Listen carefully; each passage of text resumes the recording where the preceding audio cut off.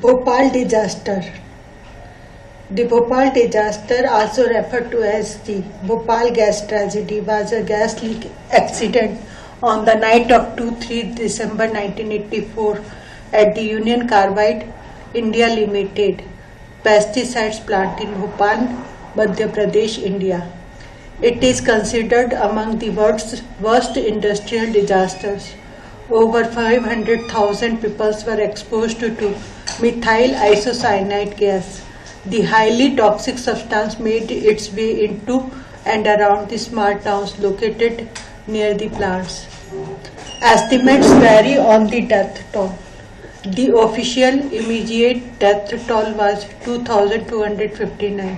In 2008, the government of Madhya Pradesh had paid compensation to the family members of 3,787 victims killed in the gas release and to 574,366 injured victims.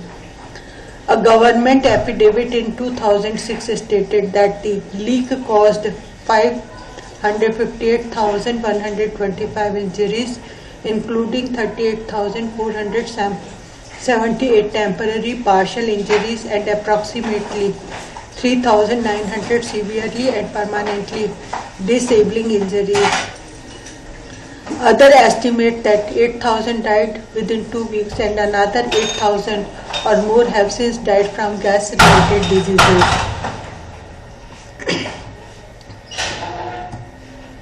The owner of the factory, UCIL, was majority owned by UCC, with Indian government-controlled banks and the Indian public holding a 49.1% stake. In 1989, UCC paid $470 million to settle litigation stemming from the disaster. In 1994, UCC sold its stake in UCIL to Eveready Industries India Limited, which subsequently merged with McLeod Russell India Limited. Eveready ended cleanup on the site in 1998 when it terminated its 99-year lease and turned over control of the site to the state government of Madhya Pradesh. Dow Chemical Company purchased UCC in 2001, 17 years after the disaster. Civil and criminal cases filed in the United States against UCC and Warren Anderson, UCC CEO, at the time of the disaster were dismissed and redirected to Indian courts on multiple occasions between 1986 and 2012. As these US courts focused on UCIL being a standalone entity of India. Civil and criminal cases were also filed in district courts of Bhopal, India, involving UCC, UCIL and UCC CEO Anderson. In June 2010, 7 Indian nationals who were UCIL employees in 1984, including the former UCIL chairman, were convicted in Bhopal of causing death by negligence and sentenced to 2 years imprisonment and a fine of about $2,000 each, the maximum punishment allowed by Indian law. All were released on bail shortly after the verdict. An 8th former employee was also convicted but died before the judgment was passed. Background. The UCIL factory was built in 1969 to produce the pesticide Sevin, UCC's brand name for carbaryl, using methyl isocyanate as an intermediate. An MIC production plant was added to the UCIL site in 1979. The chemical process employed in the Bhopal plant had methylamine reacting with phosgene to form MIC, which was then reacted with 1-naphthenol to form the final product carbaryl. Another manufacturer, Bayer, also used this MIC intermediate process at the chemical plant once owned by UCC at Institute West Virginia in the United States. After the Bhopal plant was built, other manufacturers, including Bayer, produced carbaryl without MIC, though a greater manufacturing cost. UCL process differed from the MIC-free routes used elsewhere, in which the same raw materials were combined in a different manufacturing order, with phosgene first reacting with naphthol to form a chloroformate ester, which was in turn reacted with methylamine. In the early 1980s, the demand for pesticides had fallen, but production continued regardless, leading to an accumulation of stores of unused MIC at the Bhopal site. Earlier leaks. In 1976, two local trade unions complained of pollution within the plant. In 1981, a worker was accidentally splashed with phosgene gas as he was carrying out a maintenance job of the plant's pipe. In a panic, he removed his gas mask and inhaled a large amount of toxic phosgene gas, leading to his death 72 hours later. Following these events, journalist Rajkumar Keshwane began investigating and published his findings in Bhopal's local paper Aapat, in which he urged, "Wake up, people of Bhopal, you are on the edge of a volcano." In January 1982, a phosgene leaks exposed 24 workers, all of whom were admitted to a hospital. None of the workers had been ordered to wear protective equipment. 1 month later, in February 1982, an MIC leak affected 18 workers. In August 1982, a chemical engineer came into contact with liquid MIC, resulting in burns over 30% of his body. In October 1982, there was another MIC leak. In attempting to stop the leak, the MIC supervisor suffered severe chemical burns and two other workers were severely exposed to the gases. During 1983 and 1984, there were leaks of MIC, chlorine, monomethylamine, phosgene, and carbon tetrachloride, sometimes in combination. Leakage and its effects. Liquid MIC storage. The Bhopal UCIL facility housed 3 underground 68,000 litre liquid MIC storage tanks, E610, E611, E619. In the months leading up to the December leak, liquid MIC production was in progress and being used to fill these tanks. UCC safety regulation specified that no one tank should be filled more than 50% with liquid MIC. Each tank was pressurized with inert nitrogen gas. This pressurization allows liquid MIC to be pumped out of each tank as needed and also kept impurities and moistures out of the tank. In late October 1984, tank E610 lost the ability to effectively contain most of its nitrogen gas pressure, which meant that the liquid MIC content within could not be pumped out. At the time of this failure, tank E610 contained 42 tons of liquid MIC. Shortly after this failure, MIC production was halted at the Bhopal facility, and parts of the plants were shut down for maintenance. Maintenance included the shutdown of the plant's flare tower so that a corroded pipe could be repaired. With the flare tower still out of service, production of carbaryl was resumed in late November, using MIC stored in the 2 tanks still in service. An attempt to re-establish pressure of tank 610 on 1st December failed, so the 42 tons of liquid MIC contained within still could not be pumped out of it. Gas leak. By early December 1984, most of the plant's MIC-related safety systems were malfunctioning and many valves and lines were in poor condition. In addition, several vent gas scrubbers had been out of service as well as the steam boiler intended to clean the pipes. During the late evening hours of 2 December 1984, water was believed to have entered tank E610 via a side pipe during attempts to unclog it. The tank still contained the 42 tons of MIC that had been there since late October.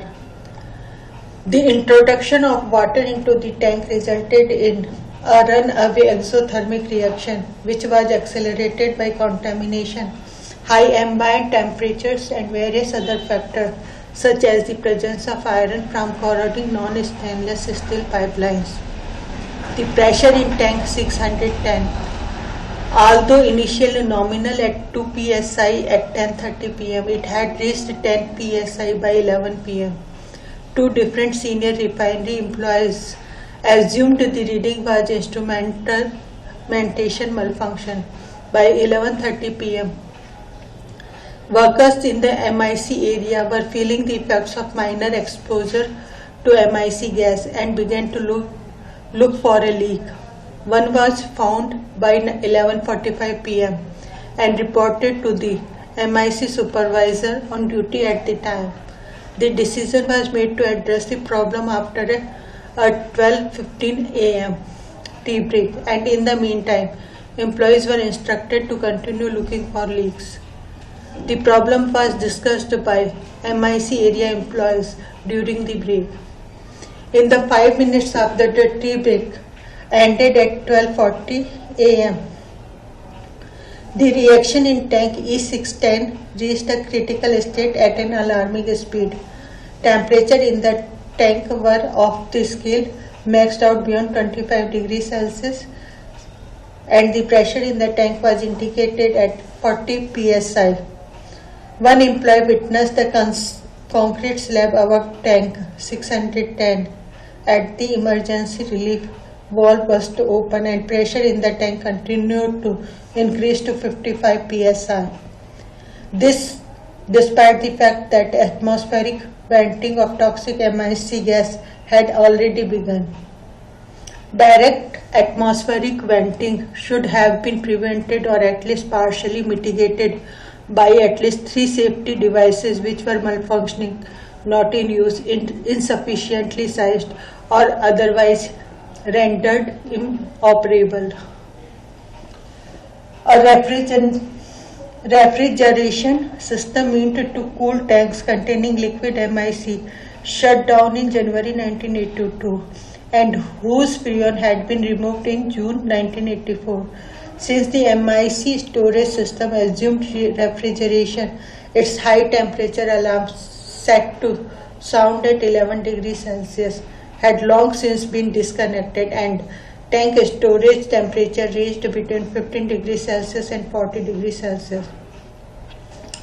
A flare tower to burn the MIC gas as it escaped, which had a connecting pipe removed for maintenance and was improperly sized to neutralize a leak of the size produced by tank E610.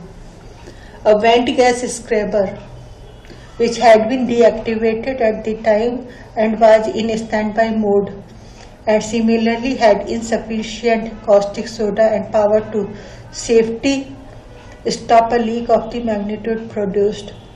About 30 tons of MIC escaped from the tank into the atmosphere in 45 to 60 minutes. This would increase to 40 tons within 2 hours. The gases were blown in a simultaneously direction over Bhopal, southeasterly direction over Bhopal.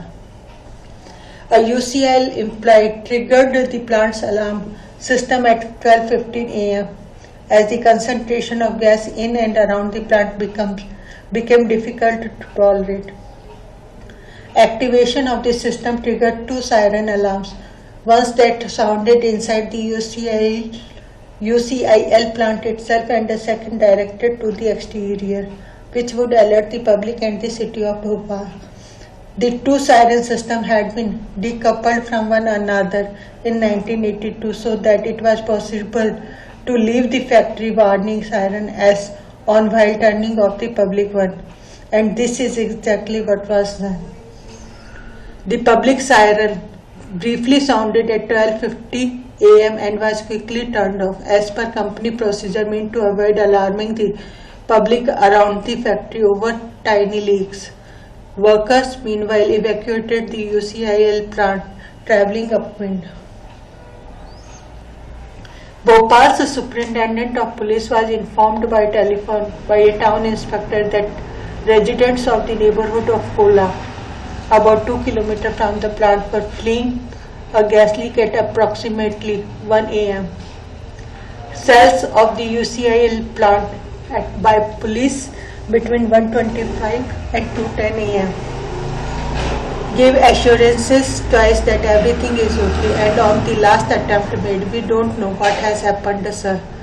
With the lack of timely information exchange between UCIL Bhopal authorities, the city's Hamidiya hospital was first told that the gas leak was suspected to be ammonia, then phosgene. Finally, they received an updated report that it was MIC rather than methyl isocyanate, which hospital staff had never heard of and had no antidote for, nor did they receive any immediate information about it. The MIC gas leak emanating from tank E610 petered out at approximately 2 a.m.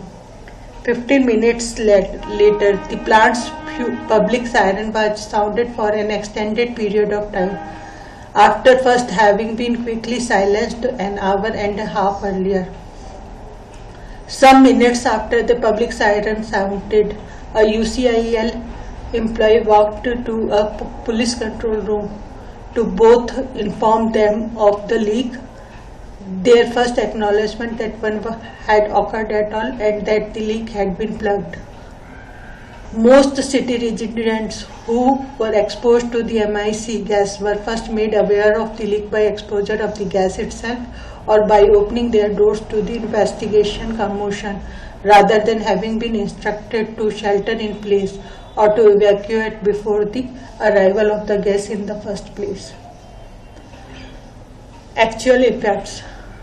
The initial effects of exposure were coughing, severe eye irritation and a feeling of suffocation, burning in the respiratory tract, blepharospasm, breathlessness, stomach pains and vomiting. People awakened by these symptoms fled from the plant. Those who ran inhaled more than those in vehicles.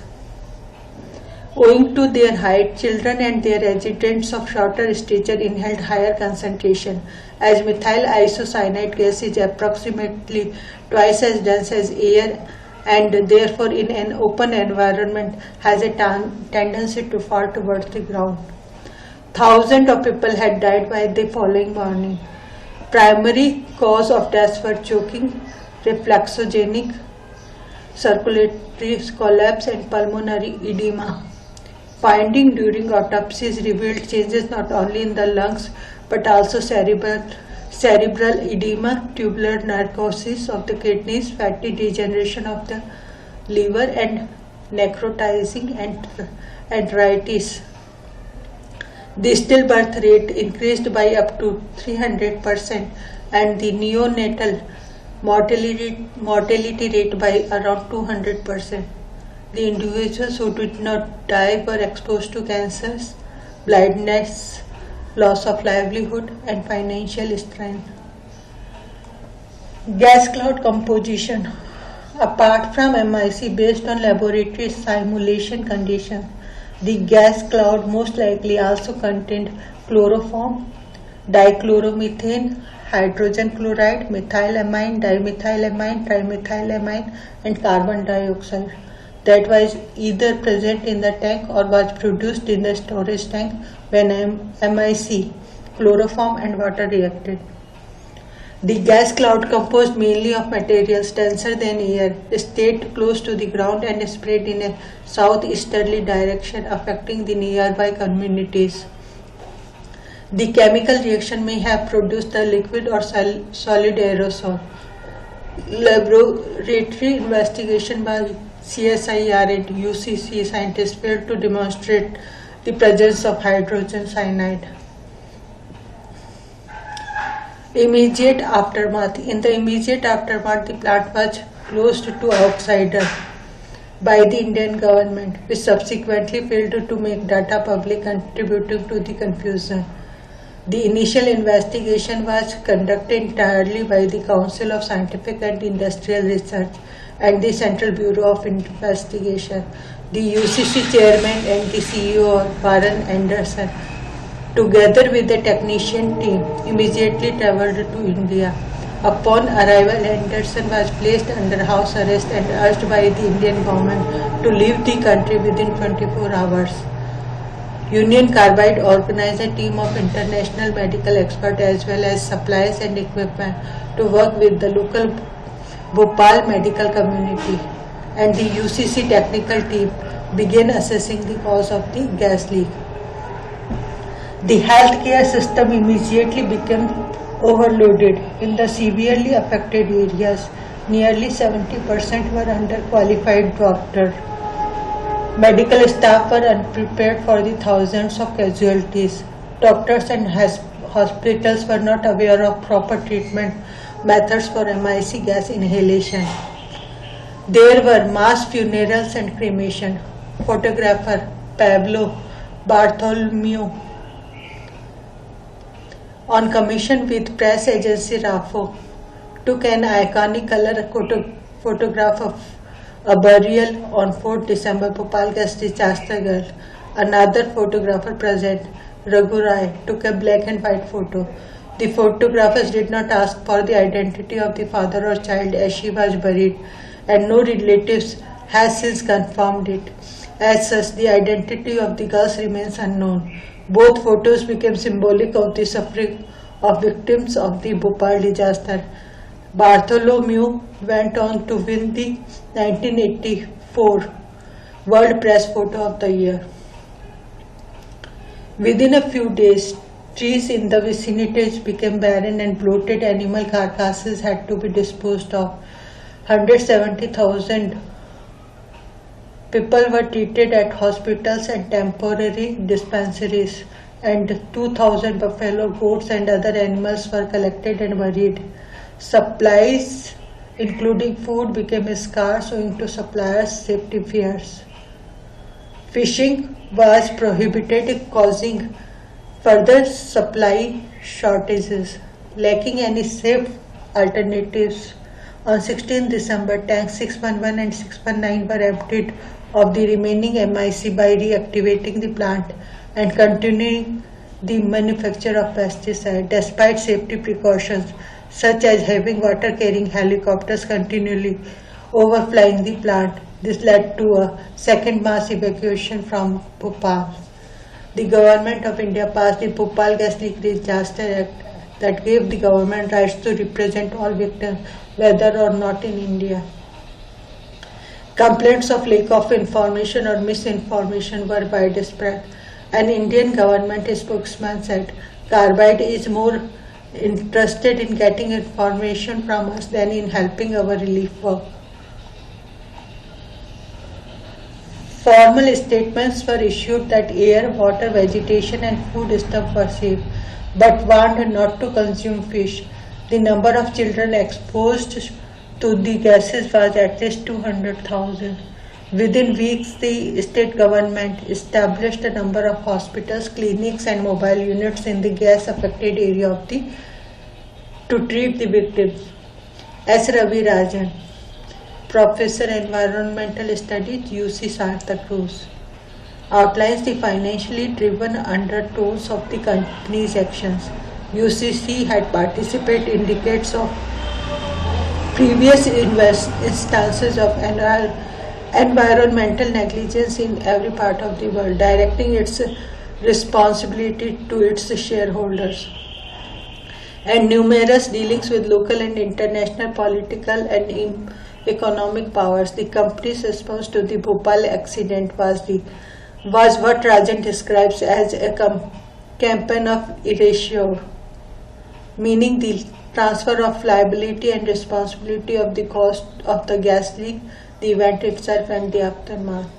Rajan then argues that this type of response is to be expected according to the established cultural practice within large corporations such as UCC. Since UCC absorbed itself from the situation, the Indian government was the next institution that was looked to by the people of Bhopal, but they had not prepared for such an event. The government's attempt at short and long-term plans failed in successfully aiding victims and instead created an ecology of opportunity built largely at the expense of the victim. Subsequent legal actions. Legal proceedings involving UCC, the United States and Indian governments, local Bhopal authorities and the disaster victims started immediately after the catastrophe. The Indian government passed the Bhopal Gas Leak Act in March 1985, allowing the Government of India to act as the legal representative for the victims of the disaster, leading to the beginning of the legal proceedings. Initial lawsuits were generated in the United States federal court system. On 17 April 1985, Federal District Court Judge John F. Keenan suggested that fundamental human decency require Union Carbide to provide between $5 million and $10 million to immediately help the injured, and suggested the money could be quickly distributed through the International Red Cross. UCC, on the notion that doing so did not constitute an admission of liability and the figure could be created towards any future settlement or judgment, offered as $5 million relief fund 2 days later. The Indian government turned down the offer. In March 1986, UCC proposed a settlement figure endorsed by plaintiff's U.S. attorney of $350 million that would, according to the company, generate a fund for Bhopal victims of between $500 to $600 million over 20 years.